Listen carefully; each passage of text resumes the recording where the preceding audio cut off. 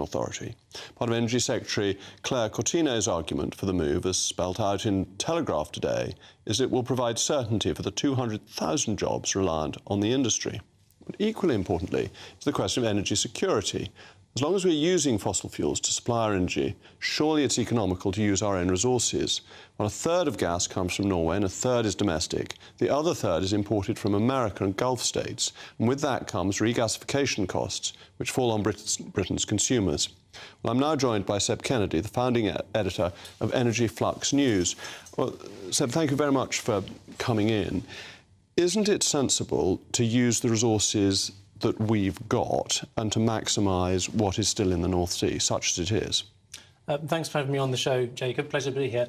I think before we get into the nuts and bolts of this, there are some common misconceptions that we need to iron out from the offset.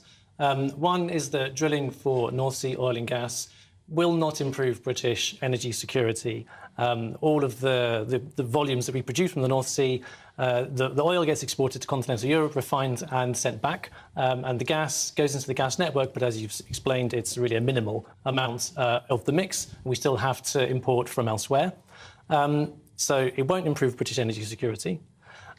Drilling for North Sea oil and gas won't drive down prices for consumers, and Claire Coutinho was on the BBC this morning and she made that point on air, and that's also been confirmed by the North Sea Transition Authority. And if I may, there's another common misconception, which is that drilling North Sea oil and gas is going to cause some sort of climate meltdown and a kind of carbon bomb.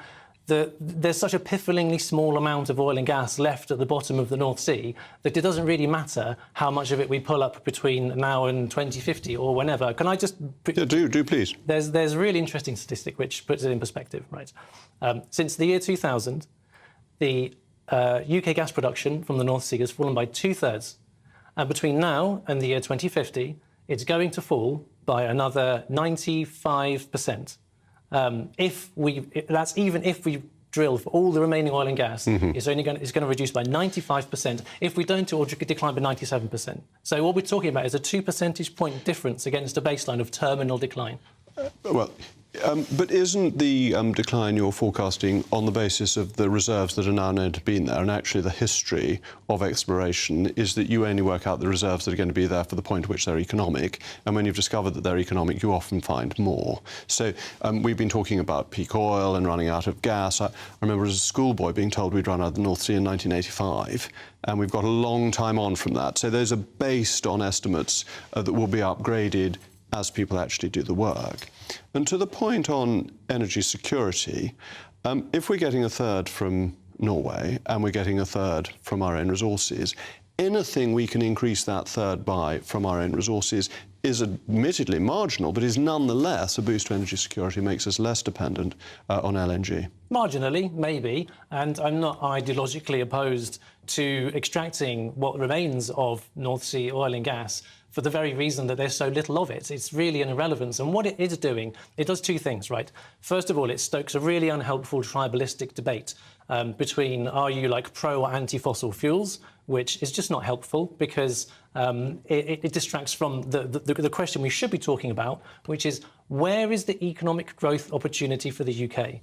Where is energy heading? It's not heading to some kind of golden uplands where we're going to have an oil and gas bonanza. Even if we were to drill all of the undiscovered reserves of the North Sea, you're not going to make much of a dent in that 97% decline slope that I've talked about. Where is the opportunity in energy? It's in clean, renewable fuels. And how do we produce those? In the same North Sea, but using offshore wind that we have an abundant resource of, and using that to decarbonise electricity, to produce electrolytic fuels, and then exporting those to markets that are screaming out for clean fuels that have massive export opportunities. What do you mean by electrolytic fuels? OK, so... You mean hydrogen? Yeah, hydrogen is... But look, we're finding a huge amount of agreement, because I've always thought the most exciting thing about offshore wind is that you can use it when it's not being used to power the electricity grid to make hydrogen, and you get the hydrogen effectively for free.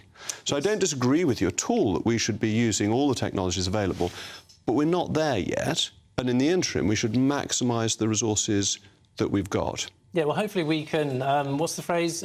chew gum and walk at the same time, right? Yeah, indeed. I don't see indeed. why we can't, maybe produce the economically recoverable reserves in the most clean and low carbon, low emissions way possible. Which the new licences insist upon. Well, no, and they I don't. know you I'm say sorry. that Norway's done better. I'm sorry, they don't insist upon that.